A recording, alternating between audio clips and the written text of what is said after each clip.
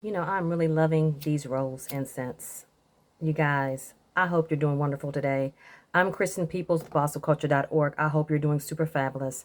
I am. I just thought I'd bring you some love and some comfort here as you tune into my channel. I'm so grateful. If you're returning here as a subscriber, thank you so much. I so appreciate you. And if this is your first time here, welcome, welcome, welcome. Here at bossofculture.org, we're a nonprofit organization first, but on this channel, we offer sage advice on how to navigate toxic work environments, how to stand up for your rights in terms of making sure that workplace bullying abuse becomes illegal. And you guys, we are always about leveling up and reaching your highest potential. So if you're into all that type of stuff, you're in the right place and you are welcome here. So please make sure that you like this video if it resonates. I know it will. Make sure you subscribe and share, and make sure that you comment, because we're all a community here and we want to make sure that we share and learn from each other's experiences. So with that being said, let's go ahead and get started with an affirmation. You guys, I just pulled a card from the Sacred Self-Care deck, and this comes to you from Jill Pyle. You guys, I absolutely love her cards.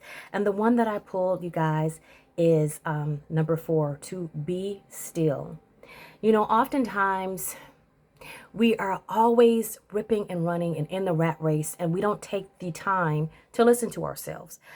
There's a couple of lessons that I can learn from this card. I know for me, when my children were younger and I was in the rat race of trying to climb the corporate ladder, I was going. I didn't have time to listen to myself. I didn't have time to tune into and understand what was going on with myself. And the fact that I just didn't trust myself because I didn't have time. And I think that when people talk about having time, how valuable that is, it is the most valuable gift that you can give yourself and others. If you ever notice that when someone needs your help, what do they need from you most? Yeah, sometimes they need money. At the same time, they're also asking for your time. When people call you for advice, when people want, just to vent, when people just want to say, hey, hey, let's go meet for a drink, that type of thing. You're offering your time. Even when you go to work, wherever you spend your time, that is valuable. That is a virtue that you cannot get back. And I just think that when we take that time to ourselves and listen to what it is that we need so that we can fill ourselves up first before we can fill up others, I think that is so important and is such a game changer in this life. Trust me, since I've had the opportunity to meditate and sit in silence, and I make that a point each and every day when I wake up, when I give thanks to God for giving me breath to see another day, the very next thing I'm doing is I'm meditating for at least 10 minutes, at least. So there was a time where I was giving myself an hour a day because I felt that I needed to hear from myself. And there were answers that I needed.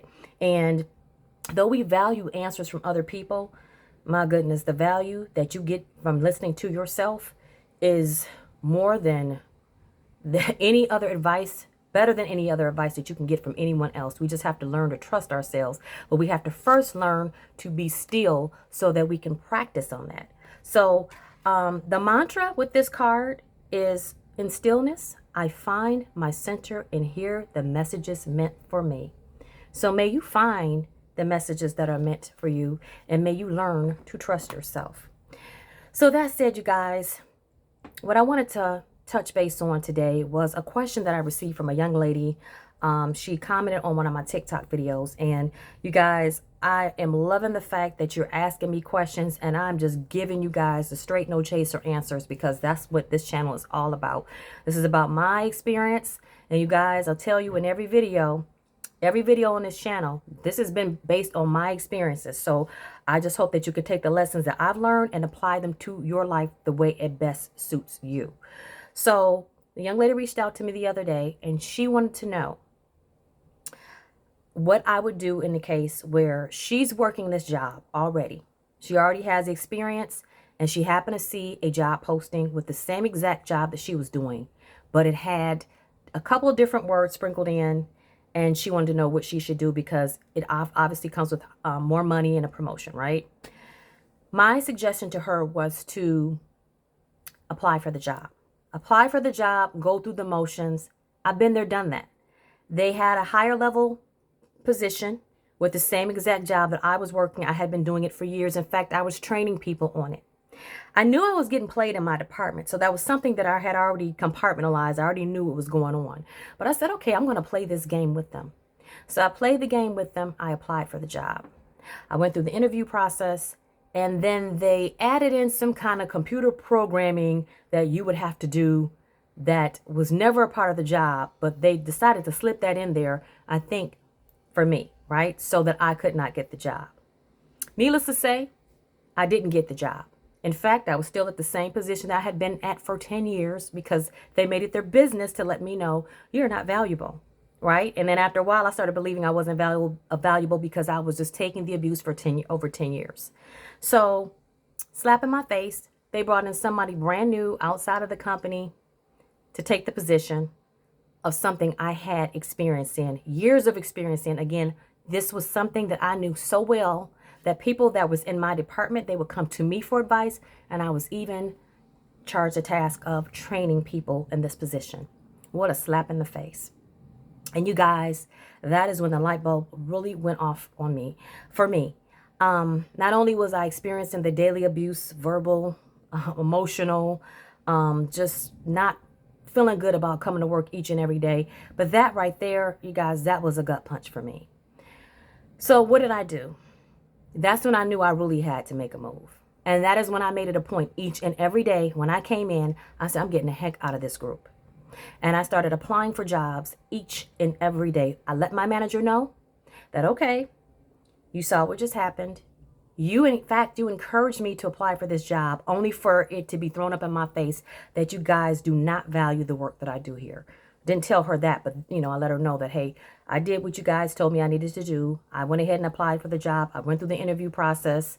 You told me that, my skills didn't match the position. So it's time for me to offer my skills someplace else within the organization. She knew I was pissed, but I kept it very professional. And I made it a point each and every day, the first 10, 15, 20 minutes of my day, depending on how many jobs I saw that I fit the profile, and I knew that I would be able to do a really good job at, because you guys, I value the work that I do, and I didn't want to just apply for any position within the corporation. So I made sure that I was applying for jobs in which my skills matched. I did that each and every day. And then the interviews started coming. And then she started getting worried and pissed because people were showing interest in me. And then that's when the blocking started. And that's when I noticed I'd go on interviews. I'd even have the second interview, only for them to give me some BS excuse as to why they could not bring me into the department. In fact, people were leaving my department in droves. People that didn't have the experience that I had. They even looked a little bit different than me, if you can just put your imagination hat on. And they were able to leave the group with no problem. Me, on the other hand, oh, no, no, no. You could not go anywhere. So there were a few things that I made sure that I documented. I documented emails. I documented conversations. I documented every time I saw a job announcement go out where someone was able to move groups to get out of that department. I made sure I printed that up. I kept a log of, okay, wow, this person doesn't even have the experience that I have, but yet they're able to move without an issue. And these are people that didn't even have issues within the department. These are people that I saw getting the promotions and the raises. These were just better opportunities for them that allowed them to move up the ladder quicker. So it was just a huge blockage that was set in the way specifically for me. And I wasn't going to take it anymore. So when I did realize that I was being blocked, in fact, I had found out that my human resources was speaking to another human resources in the group that I was interested in going to. I quickly reported them, this particular department, to, we had a 1-800 line that you could call to report wrongdoing. I did that. Not only did I call and leave a message, and I emailed myself afterwards, you guys, again, and whenever you have a conversation with someone, you email them to follow up with them to say, hey, based on our discussion, I just want to make sure that we're clear, or make sure I have a clear understanding of what we just discussed. If you're not able to record those conversations because it's illegal in your state, you always want to make sure that, that you're documenting in a way that is legal for you, that's going to benefit you. So, and in that case, on top of me calling the 800 number, I also made sure that I sent a subsequent email to that 800 line, because they also had a place where you could email your complaint, and I emailed them as well. So document, you guys. It's always the name of the game. And I'll tell you this, did it help me stay within the company? Ultimately, no. I had to ultimately go outside of the company for support, the support that I needed. And I had to find my happiness outside of the company altogether. I am, if you guys don't live in Metro Detroit or Michigan, I am a realtor. I had been a realtor for 17 years on the side. And you guys, I have been doing this full time now for 2 years now. And I absolutely love it. And I have been absolutely blessed with the business that I've been receiving. I will tell you that when you are where you're supposed to be, things will come to you easily and effortlessly. My clients come to me word of mouth, and you guys, I work deal after deal after deal, and I love what I do, and my clients love me. I can hire and fire whoever I want. You guys, that's why it's so important for you to listen to yourself. Again, I go back to the affirmation where we first started this video. Be still. Learn to listen to yourself. And I'll tell you this, hindsight's 2020. As I look back over my life, I look at the trap that I was in. I look at the treadmill that I was on. And I'm not going to say that I regret my career, because I don't. I learned a lot of valuable things there, and I met a lot of really great people along the way.